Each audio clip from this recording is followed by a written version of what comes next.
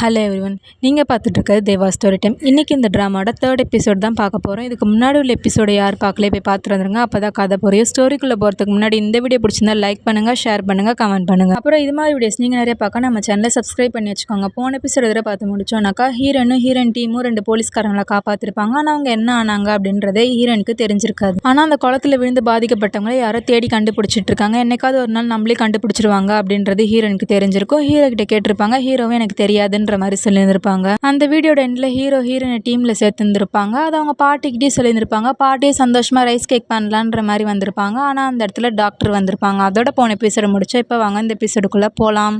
நீ பரோல்ல 1 வருஷம் வெளியில வந்துட்டேன்றது தெரியும், ஆனா உனக்கு யாரு ஹெல்ப் பண்ணாங்கன்றது தான் தெரியல அப்படின்ற மாதிரி பாட்டி சொல்றாங்க. டாக்டரும் கேட்குறாங்க, ஏன் அதை நினைச்சு நீ வருத்தப்படுறியா அப்படின்ற மாதிரி. ஆமா, அப்பாவியான குழந்தைங்களாம் இறந்தாங்களே, அதுக்கு வெறும் 20 வருஷம் தானே நீ தண்டனை அனுபவிச்சிருக்க, தண்டனை அனுபவிச்சு நீ திருந்தலையே அப்படின்ற மாதிரி சொல்றாங்க. டாக்டரும் தேவையில்லாத பேசாத, அந்த மரணம் இல்லாத குழந்தை எங்க அப்படின்ற மாதிரி கேட்குறாங்க. பாட்டி எனக்கு தெரியாது அப்படின்ற மாதிரி சொல்லிடுறாங்க. டாக்டர் சொல்றாங்க, ப்ரொஃபஸர் உனக்கு தான் தெரியுன்றதை என்கிட்ட சொல்லிட்டாரு, ஒழுங்கா சொல்லிடு அப்படின்ற மாதிரி சொல்றாங்க. பாட்டி எனக்கு தெரியாது அப்படின்றத மட்டும்தான் சொல்றாங்க. பக்கத்துல தான் மைண்டை கண்ட்ரோல் பண்றவங்க இருக்காங்கல்ல, அவங்களும் பாட்டியோட மைண்டை கண்ட்ரோல் பண்ண ஆரம்பிக்கிறாங்க. பாட்டியை கொஞ்ச நேரம் யோசிச்சுட்டு அந்த குழந்தை இறந்துருச்சு அப்படின்ற மாதிரி சொல்றாங்க. பக்கத்துல வேலை செய்யறவங்க தான் 5 கிலோ அரிசி ஊற வைக்கட்டுமா 6 கிலோ அரிசி ஊற வைக்கட்டுமான்னு பாட்டி கிட்ட கேட்கறாங்க. அப்பதான் பாட்டியை கண்ணை முடிச்சு பாக்குறாங்க. அந்த இடத்துல யாருமே கிடையாது, இவங்களாம் தான் உட்காந்துட்டு இருக்காங்க. பாட்டியே அங்க வேலை செய்யறவங்களாம் தான் உட்காந்துருக்காங்க. அப்புறம் அவங்களும் கேட்கறாங்க, நீங்க தானே சொன்னீங்க ரைஸ் கேக் செய்யணும்னு சொல்லிட்டு, அதுக்கு தான் கேட்கறேன் அப்படின்ற மாதிரி சொல்றாங்க. நீ எவ்வளவு வேணா ஊறவை அப்படின்ற மாதிரி சொல்லிட்டு அவங்களும் கேட்கறாங்க, இங்க யாருன்னா வந்தாங்களா அப்படின்ற மாதிரி.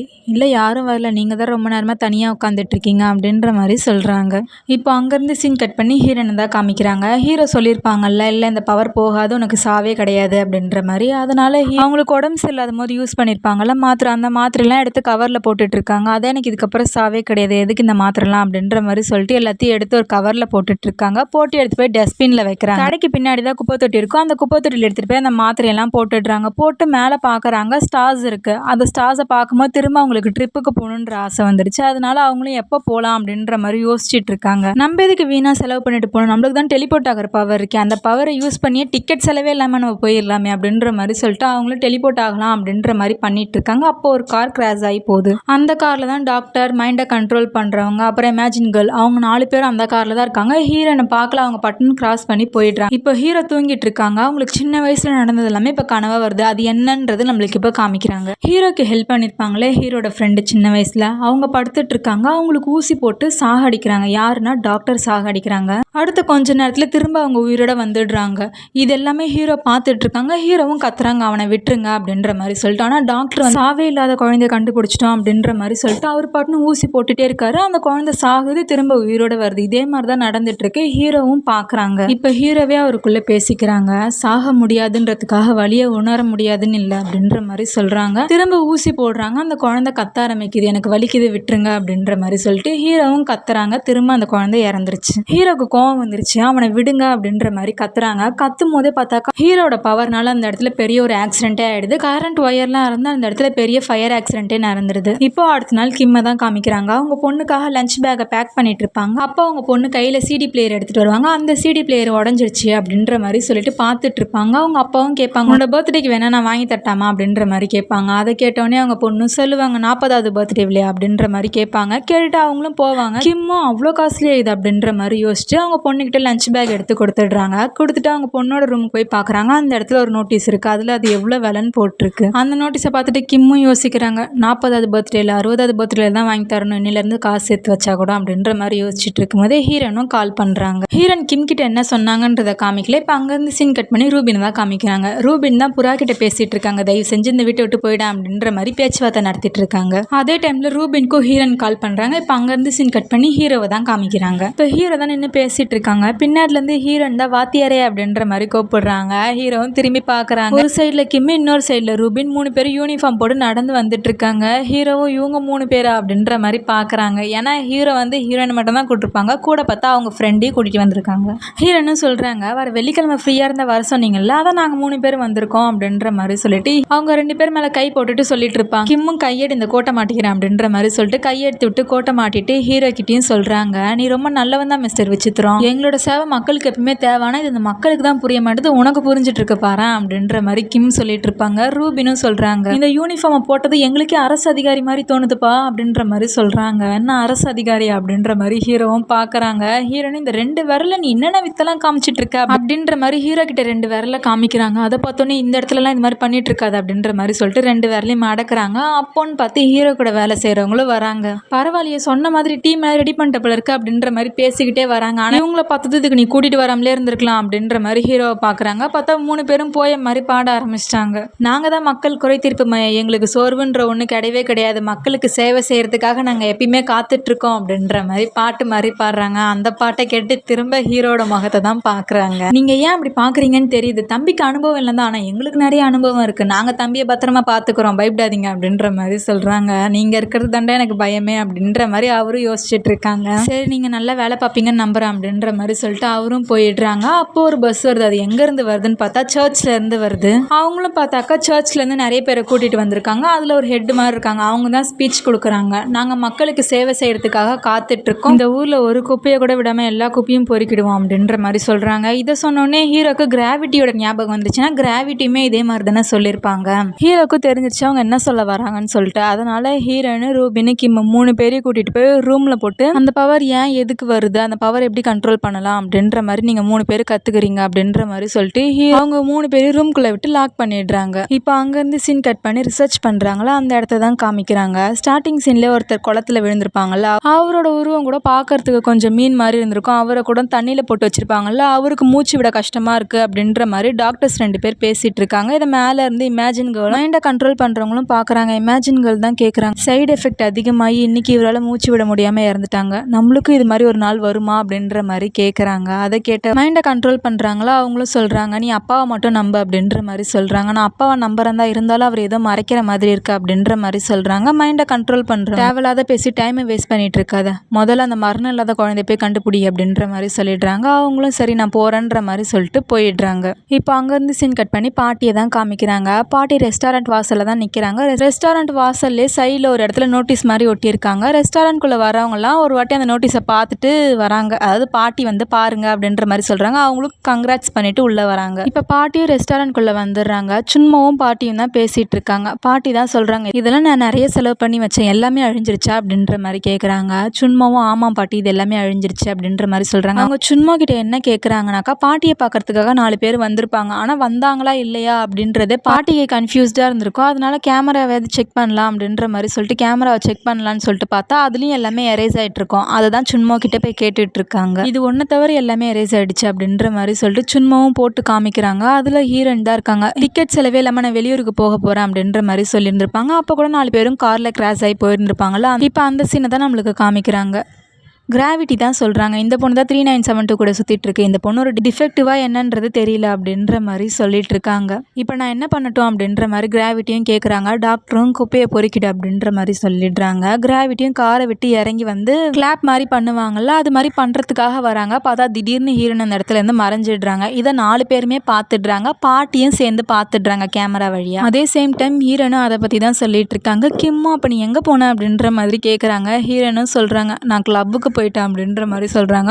அப்போ நீ இந்த ஊரை விட்டே தாண்டலை அப்படின்ற மாதிரி கிம்மும் சொல்கிறாங்க. ரூபி என்ன படுத்துறாங்க, பரவாயில்ல அவளோட பவரை யூஸ் பண்ணி அவள் வீட்டை விட்டாவது தாண்டிருக்கா, நம்மளாம் பவரே யூஸ் பண்ணணும்னு நினைக்கிற நேரத்தில் யூஸே பண்ணலையே அப்படின்ற மாதிரி சொல்கிறாங்க. ஹீரோயின் தான் இப்போ அந்த நேரம் சம்மந்தமே இல்லாமல் ஒன்று சொல்கிறாங்க, நேற்று நான் ஒரு புக்கு பார்த்தேன், அதில் ஒரு ராணி அவங்கள சுற்றி நடக்கிற கெட்ட சக்தியெல்லாம் உள்வாங்கி தனக்கு ஏற்ற மாதிரி அந்த சக்தியை மாற்றி அவங்க ராஜ்யத்தை காப்பாற்றினாங்க அப்படின்ற மாதிரி சொல்கிறாங்க. அவங்க 2 பேருக்கும் ஒன்றும் புரியல, இந்த பொண்ணு எதுக்காக இதை சொல்லிச்சுன்னு. ஹீரோனா அவங்கள பார்த்துட்டு இல்லை நல்லா இருக்கே அப்படின்றதுக்காக சொன்னேன் அப்படின்ற மாதிரி சொல்லிட்டு, சரி நம்ம எதுக்காக சும்மா உட்காந்துட்டு இருக்கோம், வாங்க நம்ம பவர் என்னன்றதை கண்டுபிடிப்போம் அப்படின்ற மாதிரி சொல்லிட்டு சொல்கிறாங்க. ரூபினும் ஒரு வேளை எனக்கு கண்ணு கலங்கினாக்கா என்னோட பவர் வேலை செய்தோ அப்படின்ற மாதிரி சும்மா தான் சொல்லியிருப்பாங்க. பார்த்தா அவங்க 2 பேரும் மாற்றி மாற்றி அடிக்க ஆரம்பிச்சிடுறாங்க. அடிக்க ஆரம்பிச்சுட்டு இந்த அந்த கட்டையை உட அப்படின்ற மாதிரி சொல்லிட்டு இருக்காங்க. அவனும் ஒரு வாட்டி குத்தி பார்க்குறான், கட்டை உடையலை. அதுக்கப்புறம் அவன் பயப்பட ஆரம்பிச்சிடுறான். ஹீரோனுக்கு கிம்மும் உன்னால் முடியும் அப்படின்ற மாதிரி சொல்கிறாங்க. ஹீரோனுக்கு அவங்க ஹார்ட் பீட் சத்தம் கேட்டதுக்கு அப்புறமா தான் அவங்களுக்கு ஏதோ ஞாபகம் வர மாதிரி இருக்குது, அதனால கொஞ்சம் நவருங்க, எனக்கு ஏதோ ஒன்று ஞாபகம் வருது அப்படின்ற மாதிரி அவங்க யோசிக்கிறாங்க. அவங்க பாட்டியை பார்த்து பயந்து தான் அந்த கபோர்ட்குள்ளே போய் ஒளிஞ்சிருப்பாங்க. அதே டைம் அந்த ஃபேக்ட்ரி இடிஞ்சு விழுந்து அவங்க பயந்ததுனால தான் அவங்க வேற ஒரு இடத்துக்கு டெலிபோர்ட் ஆகியிருந்திருப்பாங்க. அப்போ அவங்களுக்கு தெரிஞ்சிருச்சு பயத்தில் ஹார்ட் பீட் அதிகமாகுது, அப்போ தான் நம்ம டெலிபோர்ட் ஆகிறோம், அப்போ நம்ம ஹார்ட் பீட் தான் காரணம் அப்படின்ற மாதிரி சொல்லிட்டு ஹீரோனும் டான்ஸ் ஆடுறாங்க, ஓடுறாங்க. பின்னாடியில் பார்த்தாக்கா கிம் உன்னால முடியும் இந்த கட்டையோட அப்படின்ற மாதிரி சொல்லிட்டு இருக்காங்க. அப்போ பார்த்தா பாட்டி தான் கால் பண்ணுறாங்க, நீ வேலை செஞ்சதெல்லாம் போதும் சீக்கிரம் வீட்டுக்கு வா அப்படின்ற மாதிரி சொல்கிறாங்க. ஆனால் இது எதுவுமே ஹீரோனுக்கு கேட்கல.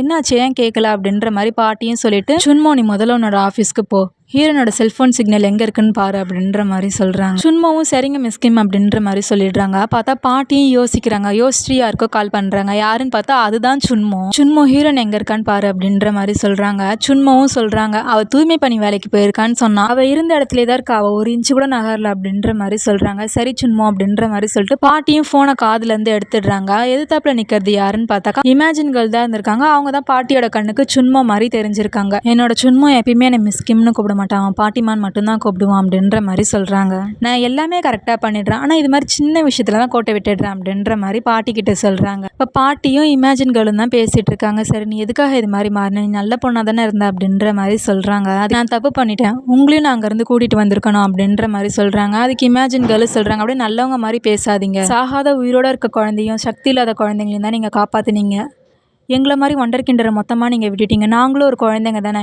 எங்களை பற்றி இந்த உலகத்துக்கு நீங்கள் காமிக்கக்கூடாதுன்னு நினச்சி அங்கேயே சாகட்டுன்னு விட்டுட்டு வந்துட்டீங்க தானே அப்படின்ற மாதிரி சொல்கிறாங்க. ஆனால் அந்த மரணம் இல்லாத குழந்தைய ஒரு வண்டர் கிண்டர் தானே, அவங்கள மட்டும் நீங்கள் எப்படி காப்பாற்றுனீங்க அப்படின்ற மாதிரி கேட்குறாங்க. ஆனால் எங்கள் அப்பா எங்களை காப்பாற்றினாரு, நான் திரும்ப வருவேன்னு சொன்னார், அதே மாதிரியே வந்தார் அப்படின்ற மாதிரி சொல்கிறாங்க. சொல்லிட்டு சீக்கிரம் சொல்லு அந்த மரணம் இல்லாத குழந்தை எங்க, நீ மட்டும் சொல்லலைன்னா உனக்கு வாழும் போதே நான் நரகத்தை காமிப்பேன் அப்படின்ற மாதிரி சொல்கிறாங்க. நான் 20 வருஷமாக நரகத்தில் தான் வாழ்ந்துட்டு இருக்கேன், என்னால் அந்த குழந்தைங்களை காப்பாற்ற முடியாத போயிடுச்சு, நினச்சி என்னோட நிம்மதியே போயிடுச்சு அப்படின்ற மாதிரி சொல்கிறாங்க. சொல்லிட்டு நீங்கள் எத்தனை வாட்டி கேட்டாலும் சரி அந்த குழந்தை இறந்துருச்சு அப்படின்ற மாதிரி சொல்லிடுறாங்க. அதுக்கு இமேஜின் கேர்ளும் சொல்கிறாங்க, அப்பா அந்த குழந்தையோட பாடி எடுத்து வை, நீ இதில் எதனா போய் சொன்னு தெரிஞ்சுன்னா நீ நல்லா இருப்ப, உன்னை சுற்றி இருக்கவங்கள நான் நரகத்தில் தள்ளிடுவேன் அப்படின்ற மாதிரி சொல்லிட்டு போயிடுறாங்க. பார்த்தா இவ்வளோ நேரம் சுன்மோ லைனில் தான் இருந்திருக்காங்க. கேட்டியா சீக்கிரமாக ஹீரோன் எங்கே இருக்காலும் எட்டிட்டு வா அப்படின்ற மாதிரி சொல்லிடுறாங்க. இப்போ அங்கேருந்து சீன் கட் பண்ணி ஹீரோவை தான் காமிக்கிறாங்க. சர்ச்லேருந்து ஆள் இட்டுட்டு வந்திருப்பாங்களா, அதில் கூட ஒருத்தங்க லீடராக ஸ்பீச் கொடுத்துருப்பாங்கல்ல, அவங்க தான் ஹீரோ கிட்ட பேசிகிட்டு இருக்காங்க. அவங்க கிராவிட்டியை கடவுள் ரேஞ்சுக்கு பேசிட்டு இருக்காங்க. ஹீரோவும் சொல்றாங்க, இல்ல அவர் கடவுள்லாம் கிடையாதுப்பா, கடவுள் அப்பாவி மக்களுக்கு தண்டனை கொடுக்க மாட்டாங்க, ஆனா நீங்க அப்படி கிடையாது, உங்க சுயநலத்துக்காக அப்பாவி மக்களை சாகடிச்சிட்டு இருக்கீங்க அப்படின்ற மாதிரி சொல்றாங்க. சொல்லிட்டு இருக்கும் போதே பார்த்தாக்கா அந்த இடத்துக்கு கிராவிட்டி வந்துடுறாங்க. அப்போ அந்த லீடர் உன்னோட அழிவு இங்க தான் அப்படின்ற மாதிரி சொல்றாங்க. கரெக்டா கிராவிட்டி ஒரு காரத்துக்கு போடுறாங்களா, ஹீரோ தப்பிச்சிடுறாங்க, அந்த லீடர் இறந்துடுறாங்க. ஹீரோவும் கிராவிட்டியும் மாத்தி மாத்தி சண்டை போட்டுட்டு இருப்பாங்க. இப்போ அங்க இருந்து சீன் கட் பண்ணி ஹீரோயின் தான் காமிக்கிறாங்க. கிம் பார்த்தா சீலிங்ல ஒட்டிட்டு இருக்காங்க. ஏன்டா என்னை தூக்கி போட்ட அப்படின்ற மாதிரி கிம்மும் கேட்கறாங்க. ரூபின்னு சொல்றாங்க, நீங்க சும்மா அடிப்பீங்கன்னு பார்த்தா எனக்கு வலிக்கிற மாதிரி அடிச்சிங்க, அதான் கோவத்துல தூக்கி போட்டேன் அப்படின்ற மாதிரி சொல்றான். ஹீரோனும் டெலிபோர்ட் ஆயிடுவாங்க அப்படின்றதுக்காக ஓடி இருப்பாங்க, டான்ஸ் ஆடிருப்பாங்க, ஆனா எதுவுமே ஆகல, அவங்க டயர்ட்ல வந்து படுத்துட்டாங்க. நீங்க 2 பேரும் உங்க பவரை யூஸ் பண்ணிட்டீங்க, நான் இன்னும் வந்ததுலேருந்து என் பவரை யூஸ் பண்ணவே இல்லையே, வாத்தியார் வந்து கேட்டா நான் என்ன பதில் சொல்றது அப்படின்ற மாதிரி ஹீரோன் யோசிச்சுட்டு இருப்பாங்க. பார்த்தா அங்கேருந்து டெலிபோர்ட் ஆகி ஹீரோ இருக்க இடத்துக்கு வந்துடுறாங்க. ஹீரோ ஃபைட் பண்றாங்கன்னு தெரியாம குடுகுடுன்னு ஹீரோ பக்கத்துல ஓடி போய், நீங்க மனசை ஒருநிலைப்படுத்தி சக்தியை யூஸ் பண்ண சொன்னீங்கல்ல, நான் என்னோட சக்தியை யூஸ் பண்ணிட்டேன் அப்படின்ற மாதிரி ஹீரோ கிட்ட பேசுறாங்க. ஹீரோவும் எதுக்காக இங்க வந்த, முதல்ல இங்க இருந்து போ அப்படின்ற மாதிரி சொல்றாங்க. அப்பதான் மேல நிமிர்ந்து பாக்குறாங்க, எல்லா பொருளுமே பறந்துட்டு இருக்கு. கரெக்டா அவங்க மேல விழற மாதிரி வருது எல்லா பொருளுமே. ஹீரோயின் பயத்துல உட்காருவாங்க. பார்த்தா அங்க இருந்து டெலிபோர்ட் ஆகி கிம் இருப்பாங்கல்ல அந்த இடத்துக்கே வந்துடுறாங்க. பக்கத்துல ரூபின் தான் இருப்பாங்க. ஹீரோன்னு வாத்தியார் எங்க அப்படின்ற மாதிரி கேக்குறாங்க. நீ மட்டும் தான் வந்த, நீ யாரையும் கூட்டிட்டுலாம் வரல அப்படின்ற மாதிரி சொல்றாங்க. ஹீரோன்னு வாத்தியாருக்கு ஆபத்து அப்படின்ற மாதிரி சொல்லிட்டு ரூபினோட டிஷர்ட்டை பிடிச்சி பேசிட்டு இருப்பாங்க. பார்த்தா அங்க இருந்து டெலிபோர்ட் ஆகி ஹீரோ இருக்க இடத்துக்கே வந்துடுறாங்க. அப்பதான் வந்து நின்று இருப்பாங்க. பார்த்தா எங்க இருந்து கார் பறந்து வரும். ஜஸ்ட் மிஸ்ல 2 பேரும் தப்பிச்சிருவாங்க. அப்புறம் ஹீரோ எதிர்த்தாப்புல சண்டை போட்டுட்டு இருப்பாங்க. ஹீரோ கிட்டே போய் பேசுறாங்க. ஹீரோ எதுக்காக 2 பேர் இங்க வந்தீங்க அப்படின்ற மாதிரி கேக்குறாங்க. ஹீரோன்னு சொல்றாங்க, உங்களை காப்பாத்த தான் வாத்தியாரே வந்தோம் அப்படின்ற மாதிரி சொல்லிட்டு ஹீரோ ஒரு கையிலையும் ரூபின் ஒரு கையிலையும் பிடிச்சிக்கிறாங்க. பிடிச்சிட்டு டெலிபோர்ட் ஆகலாம் அப்படின்னு சொல்லிட்டு கண்ணை மூடி திறக்கிறாங்க. ஆனால் டெலிபோர்ட் ஆகல. கிராவிட்டி கவலைப்படாதீங்க, உங்க 3 பேரையும் ஒண்ணா அமுச்சு வைக்கிறேன் அப்படின்ற மாதிரி சொல்றாங்க. இதை கேட்டோடனே ரூபினும் சொல்றாங்க, உன்னோட பவருக்கு என்ன சின்ன நேரம்னு பார்த்துதான் உன்னோட பவர் எதுவும் வேலை செய்யாதா அப்படின்ற மாதிரி அழுதுகிட்டே ஹீரோன் கிட்ட கேட்பாங்க. ஹீரோனுக்கு கோவம் வந்துடும். அதனால பிடிச்சி தள்ளி விட்டுட்டு எப்ப பார்த்தாலும் மற்றவங்க காப்பாற்றுவாங்கன்னு நினைச்சிட்டு இருக்காத, உன்னை காப்பாத்துறதுக்கு நீயும் எதனா முயற்சி பண்ண அப்படின்ற மாதிரி சொல்லிட்டு ஹீரோன் கத்திடுறாங்க. ரூபினுக்கு கோவம் வந்துடுது. பார்த்தா 3 பேர் மேலேயும் கார் விழுந்துடுது. ரூபின் ஒரே குதிரையால் அந்த காரை தூக்கி இடையே வச்சிடுறாங்க. பார்த்தா அந்த இடத்துல ஹீரோனும் இல்லை, ஹீரோவும் இல்லை. ரூபின் காரை தூக்குனதை கிராவிட்டி பார்த்துடுறாங்க. பார்த்துட்டு ஒரு மாதிரி ஷாக்கிங்காக டே யாருடா நீ அப்படின்ற மாதிரி கேட்குறாங்க. அதை கேட்டவனே நான் தான் கங் ரூபின் அப்படின்ற மாதிரி சொல்கிறாங்க. அவங்க தப்பிச்சிட்டாங்க, ஆனால் நீ இருக்கில்ல அப்படின்ற மாதிரி சொல்லிட்டு கிளாப் மாதிரி தட்டுறாங்க. பார்த்தா அந்த கிளாப் தட்டியும் ரூபினுக்கு ஒன்றுமே ஆகலை. ஏன் இவங்கிட்ட என்னோட பவர் எதுவும் வேலை செய்யலை அப்படின்ற மாதிரி கிராவிட்டி யோசிச்சுட்டு அவர் பாட்டுன்னு கிளாப் தட்டிக்கிட்டே இருக்காங்க. ஒரு ரூபினை சுற்றி குறிப்பிட்ட தூரத்துக்கு ஒன்றுமே ஆகலை. ஆனால் அதுக்கப்புறம் வெளியில் இருக்கிற பொருள் எல்லாமே நசுங்கி போகுது. அதை கிராவிட்டியும் பார்க்குறாங்க. இருந்தாலும் கிளாப் தட்டிக்கிட்டே இருக்காங்க. ரூபினும் கேட்குறாங்க, பேர் சொன்னதுக்கு இவ்வளோ கிளாப் தட்டுறீங்க அப்படின்ற மாதிரி. அந்த கிளாப் சத்தத்தை கேட்கும் போது அவருக்கு ஏதோ ஒரு பாட்டு ஞாபகம் வருது. அதனால ரூபினும் கிளாப் தட்ட ஆரம்பிச்சிடுறாங்க. இப்போ ஹீரோவும் ஹீரோயின் தான் காமிக்கிறாங்க. ஹீரோனுக்கு அரோரா அப்படின்ற ஒரு பிளேஸ் ரொம்ப பிடிச்சிருக்கும். இப்போ அந்த பிளேஸ்க்கு தான் வந்திருக்காங்க. ஹீரோன் கூட ஹீரோவை கூட்டிட்டு டெலிபோர்ட் ஆயிருப்பாங்கல்ல, அப்போ அவங்க டெலிபோர்ட் ஆக போறாங்கன்றதே தெரியாது. கார் மேலே விழுந்திருக்கும். அப்போ ஹீரோவை காப்பாத்துறதுக்காக அவங்க ஹீரோவை பிடிச்சிருந்துருப்பாங்க. ஸோ அதில் அடிபட்டு ஹீரோனுக்கு ரத்தமாக போயிட்டு இருக்கு. ஹீரோனா அந்த பிளேஸ்லாம் பார்த்துட்டு ஹீரோ கிட்ட சொல்றாங்க, நல்ல வேலை சாகிறதுக்குள்ளே இங்கே வந்துட்டேனே அப்படின்ற மாதிரி சொல்லிட்டு அமைதியாகிறாங்க. பார்த்தா அவங்க இறந்துடுறாங்க. ஹீரோவும் சிபிஆர் பண்ணி பார்க்குறாங்க. இப்போ அங்கேருந்து சீன் கட் பண்ணி கிம்மை தான் காமிக்கிறாங்க. சுன்மோ ஹீரோனை தேடி வந்திருக்காங்க. கிம் கிட்டையும் கேட்குறாங்க, யார் நீங்கள் அப்படின்ற மாதிரி. கிம்மும் என்னோட பேர் கிம் அப்படின்ற மாதிரி சொல்கிறாங்க. சொன்ன உடனே பார்த்தாக்கா கீழே விழுந்துடுறாங்க சுன்மோ மேலே. சுன்மோ எதுவும் கேட்டிருக்க மாட்டான். கிம்மே சொல்கிறாங்க, நான் ஒரு மேஜிக் பண்ணிட்டு இருந்தேனா, அதனால தான் மேலே போய் ஒட்டிக்கிட்டேன், மற்றபடி நீங்கள் எதுவும் நினச்சிக்காதீங்க அப்படின்ற மாதிரி சொல்கிறாங்க. அவங்க சொன்ன உடனே பார்த்தா கை அந்த ஃப்ளோரோடய ஒட்டிக்கிச்சு. இப்போ அங்கேருந்து சீன் கட் பண்ணி ஹீரோவை தான் காமிக்கிறாங்க. இன்னும் ஹீரோ சிபிஆர் தான் பண்ணிட்டு இருக்காங்க. அப்போ தான் பார்க்குறாங்க கழுத்து கீழே ஒரு தழும்பு இருக்குது. அந்த தழும்பை ஹீரோவும் பார்க்குறாங்க. பார்த்தா அந்த தழும்பை பார்த்துட்டு இருக்கும்போதே ஹீரோன் ஏஞ்சி உட்காடுறாங்க. பார்த்தா அவங்களுக்கு உயிர் வந்துடுச்சு. இதோட இந்த எபிசோட் முடிஞ்சிருச்சு. வீடியோ பிடிச்சிருந்தா லைக் பண்ணுங்கள், ஷேர் பண்ணுங்கள், கமெண்ட் பண்ணுங்கள். அப்புறம் அடுத்த வீடியோஸில் பார்க்கலாம். பாய்.